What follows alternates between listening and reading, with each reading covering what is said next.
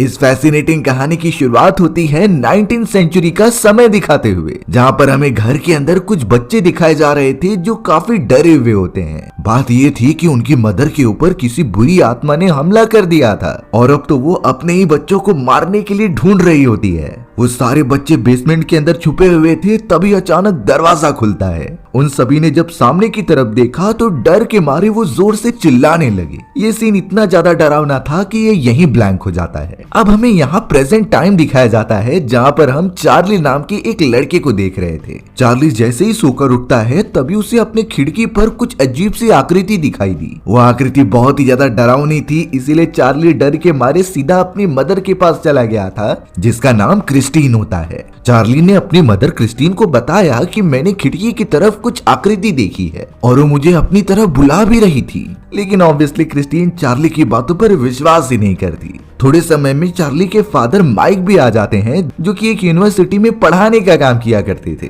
Mic तो अपनी wife और बेटे से बहुत प्यार करता था और उनके लिए अपनी जान तक कुर्बान कर देता। उसने अपनी फैमिली को काफी अच्छे रिसोर्सेज भी प्रोवाइड किए थे। माइक जब यहाँ पर चार्ली को उसके कमरे में सुलाने के लिए जाता है तो चार्ली अपने फादर से भी कह रहा था कि मुझे उस खिड़की के पास कुछ तो दिखा है, लेकिन माइक बिना कुछ रिस्पॉन्स दिए अपने बेटे को वहीं पर सुला देता है। अब यहाँ अगले दिन हैलोवीन का समय था, जहाँ सारे बच्चे एक परेड में जा रहे होते हैं। वहाँ पर उन्हें अलग अलग कॉस्ट्यूम्स पहनने थे। अब यहाँ माइक जिस स्कूल में पढ़ता था वो एक अजीब तरीके की ड्राइंग बनाता है, जिससे कि एक्चुअल में माइक ने अपनी खिड़की से देखा था। उसकी टीचर तो ये देखकर एकदम चौंक गई कि आखिर ये क्या बनाया है। इन सारी चीजों के बाद माइक निकल पड़ा था क्रिस्टीन के साथ घर जाने के लिए। रास्ते में तो हम एक वल्चर को देखते हैं जो लगातार चार्ली के ऊपर नजर रखते जा रहा था। चार्ली तो उसे देखकर अपनी मदर को भी दिखाता है, पर क्रिस्टीन तो उस वल्चर को देख ही नहीं पा रही थी, यानी कि ये सिर्फ चार्ली के साथ हो रहा है। अब वो दोनों सीधा अपने घर की तरफ निकलते हैं, जहाँ थोड़ी ही देर में क्रिस्टीन का हस्बैंड माइक आ जाता है।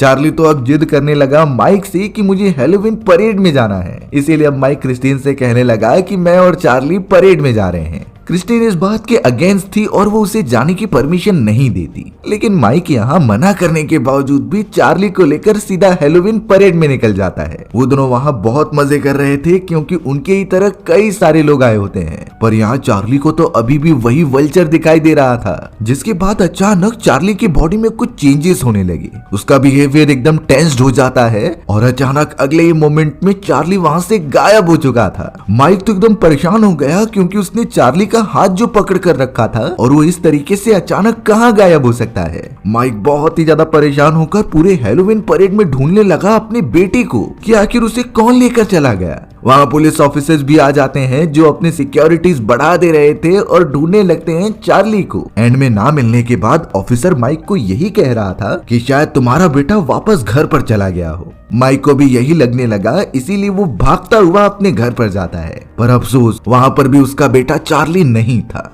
जब ये सारी बातें क्रिस्टीन को पता चली तो वो माइक को एकदम नाकारा कहती है, क्योंकि उसके भरोसे चार्ली को छोड़ा गया था और अब चार्ली गुम हो चुका है। माइक और क्रिस्टीन तो अपने बेटे के लिए बहुत ही ज्यादा डर चुके थे, क्योंकि इन दिनों सिटी के अंदर कई सारी किडनैपिंग केसेस भी हो रहे होते हैं। क्रिस्टीन तो बार बार माइक को दोष दे रही थी कि उसके वजह से सारी चीजें हुई हैं और अब चाहे कुछ भी हो जाए उसे अपना बेटा चार्ली चाहिए। लेकिन हमें साफ साफ दिखा कि इसमें माइक की गलती नहीं बल्कि उस अनजान चीजों की है, जिसे कि सिर्फ चार्ली ही महसूस कर पा रहा था। कई दिन इसी तरीके से बीत जाते हैं और चार्ली का नामो निशान नहीं था। अब एक दिन अचानक माइक को चार्ली के कमरे से कुछ आवाजें आती हैं। वो देखने के लिए तुरंत ही ऊपर की तरफ चला गया था। सबसे पहले वो खिड़की से दूसरी तरफ देखता है तो वहाँ पर कोई भी नहीं था, पर जैसे ही वो पीछे मुड़ा वहाँ पर उसका बेटा चार्ली खड़ा हुआ था। माइक चार्ली को देखकर बहुत ही ज्यादा खुश हो जाता है और उसे गले लगा लेता है। वो कहने लगा कि हम तुम्हें ढूंढकर बहुत परेशान हो चुके थे, आखिरकार तुम हमें मिल ही गए।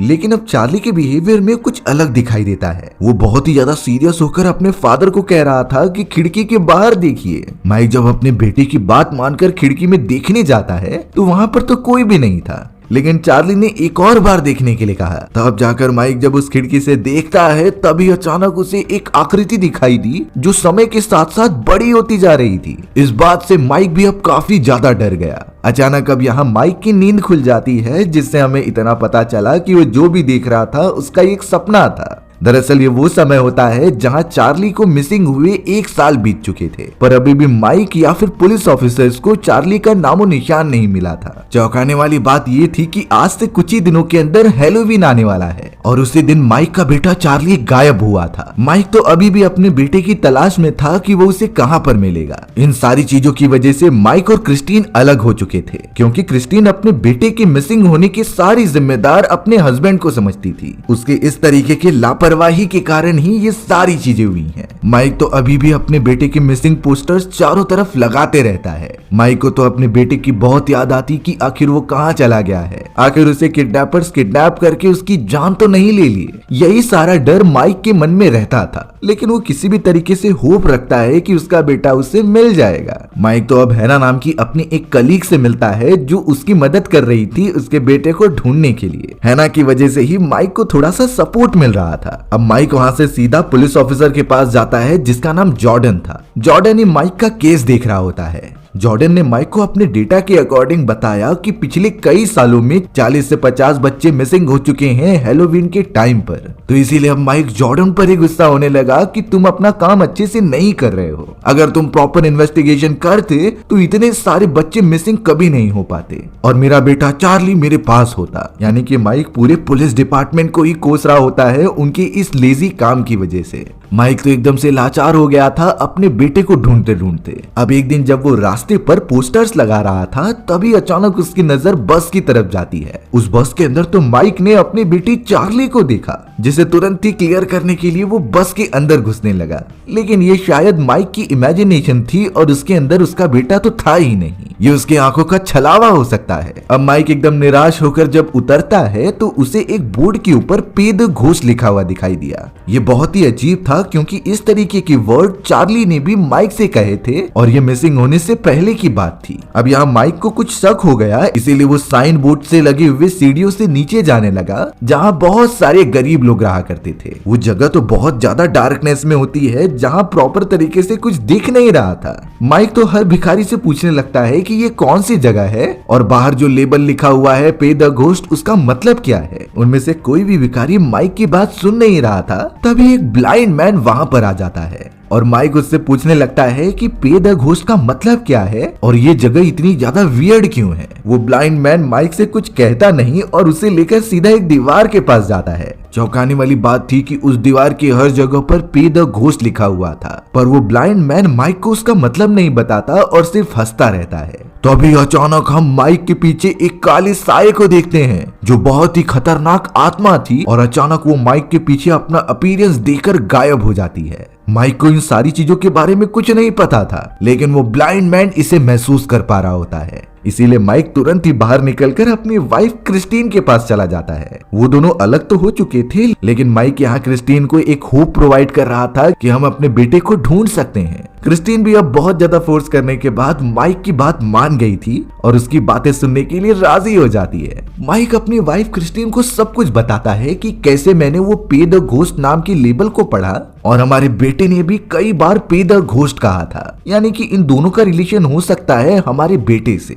वो तो उस चैम्बर के बारे में भी बताता है जहाँ कई सारे बेगर्स रहा करते थे। क्रिस्टीन इन बातों को ध्यान से सुनने लगी, लेकिन जब माइक क्रिस्टीन को ये बताता है कि मुझे माइक दिखाई देता है और उसके विजन्स मुझे रियल लाइफ में आते हैं, तो क्रिस्टीन यही समझने लगी कि माइक झूठ बोल रहा है और ये सारी बेतुकी बातें हैं। वो तो अभी भी माइक को अपने बेटे के मिसिंग होने का जिम्मेदार मानती थी और यही सोच रही होती है कि माइक बहाने बना रहा है ताकि मैं उसके पास आ जाऊं। अब माइक जब अपने घर पर आता है तो वो अपने बेटे की कई सारे वीडियो रिकॉर्डिंग्स देख रहा था। उसे बहुत ज्यादा याद आ रही थी चार्ली की। ये सारी वीडियोस हैलोवीन की ही होती हैं, लेकिन कुछ देर तक देखने के बाद जब माइक दूर गया तो अचानक से ही कैमरे के अंदर कोई दूसरी वीडियो चलने लगी थी। माइक जब उस वीडियो को आकर देख रहा होता है तो वहाँ एक अनजान घर था और कई सारे बच्चे कॉस्ट्यूम पहनकर किसी से डर कर छुपे हुए थे। इसे देखते ही माइक काफी डर गया और वीडियो रिकॉर्डर को नीचे रख दिया। हमें तो अब दूसरी तरफ क्रिस्टीन दिखाई जाती है जो कि सोई हुई थी। तभी क्रिस्टीन को नीचे से कुछ आवाजें आती हैं। क्रिस्टीन जब वहाँ देखने गई तो वो पूरी तरीके से डर जाती है क्योंकि उसके बेटे चार्ली की एक साइकिल अपने आप ही चल रही थी और अचानक से वो नीचे गिर गई।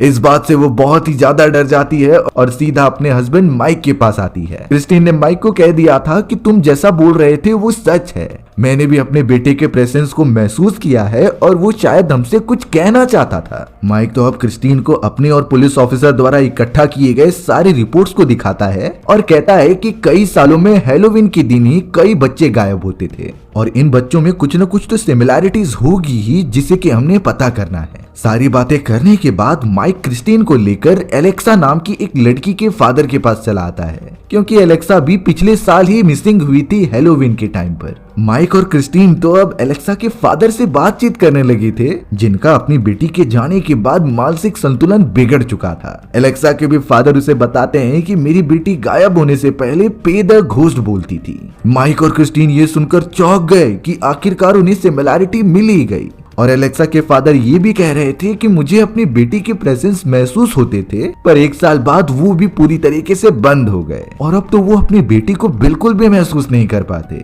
माइक तो अब ये सारी बातें पुलिस ऑफिसर जॉर्डन को बताता है। जॉर्डन शुरुआत में इसे एक मजाक समझ रहा था, लेकिन फिर भी ये सवाल मिसिंग बच्चों को ढूंढने का होता है तो वो और भी ज्यादा रिपोर्ट्स को अच्छी तरीके से देखने लगा। उसे ये पता चला कि चार्ली के साथ 2 और बच्चे गायब हुए थे, जिनका नाम मिया और बेन होता है।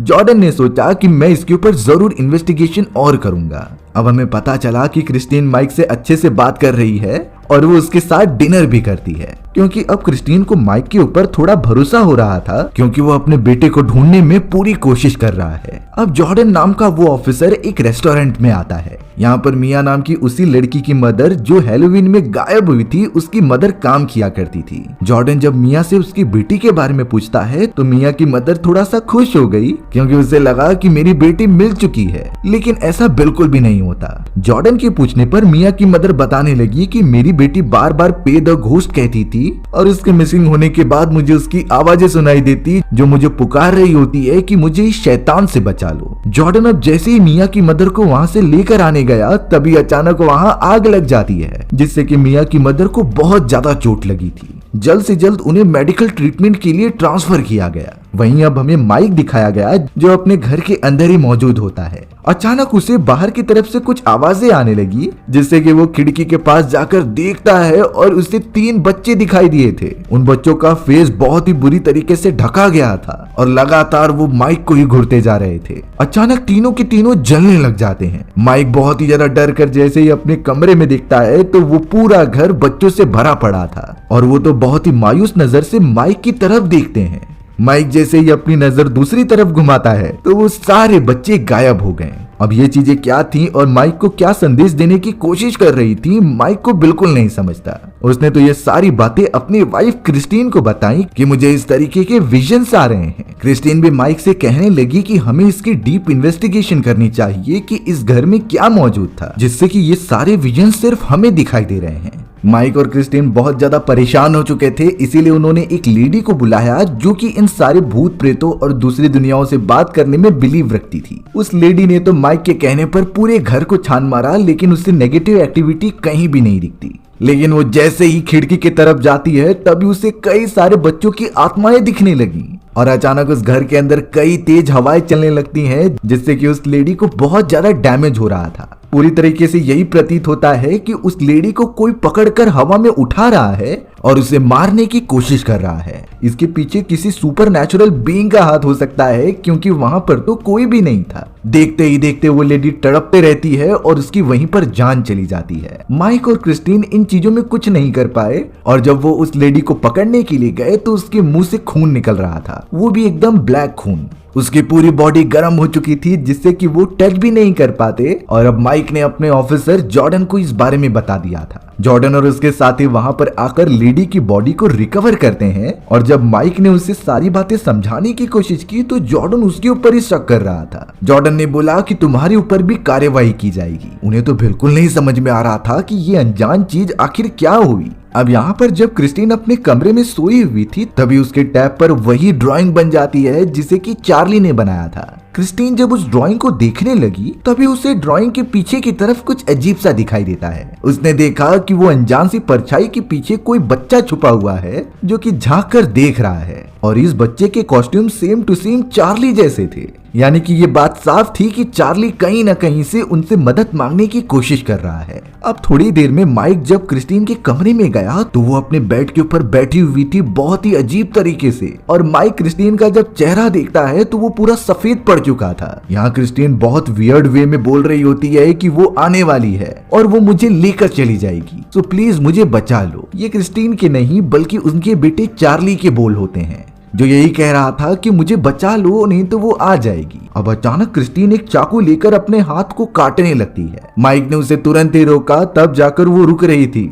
लेकिन बाद में उन दोनों को गौर करने पर पता चला कि ये तो एक निशान है जिसका जरूर किसी न किसी चीज से रिलेशन होगा। अब इसी निशान को लेकर वो दोनों चल पड़े होते हैं हैना के पास, क्योंकि वो एक हिस्टोरिक टीचर थी और उसे काफी नॉलेज होती है इन सिंबल्स की। हैना ने जब इसके बारे में पढ़ा तो वो कुछ रिसर्च करने लगी और उससे कुछ मिल भी जाता है। हैना तो अब माइक और क्रिस्टीन को इस बारे में डीपली इंफॉर्मेशन देने लगी। हैना ने तो ये कहा कि 19th सेंचुरी में एक आयरिश लेडी हुआ करती थी जिसे कि गांव वालों ने एक विश समझकर पूरा जिंदा ही जला दिया था। उसके तीनों बच्चों को भी वो बुरी तरीके से मार देते हैं। लेकिन तब से कहा जाता है कि वो लेडी मरी नहीं बल्कि उसकी आत्मा हर हैलोवीन के दिन 3 बच्चों को अपने साथ लेकर जाती है। और वो आयरिश लेडी जिसकी एक शैतानी आत्मा होती है, वो किडनैप किए गए बच्चों की आत्मा अपने साथ हेल में लेकर जाती थी जिससे कि उसे ताकत मिल सके। और इस तरीके से आयरिश लेडी अपना बदला लेती थी उन गांव वालों से। हैना ने यह भी बताया कि अभी भी इस लोकेशन पर कुछ आयरिश लोग रहते हैं जो शायद इसके बारे में डीपली इंफॉर्मेशन रखते हो और इस आत्मा को खत्म करने का राज जानते हो। हैना तो माइक और क्रिस्टीन को प्रॉपर लोकेशन दे देती है जिससे कि वो दोनों वहां पर चले गए थे। रात का समय हो रहा था और फिर हमें पता चला कि वहाँ कई सारे आयरिश लोग मौजूद हैं जो कुछ अजीब टाइप का रिचुअल कर रहे थे।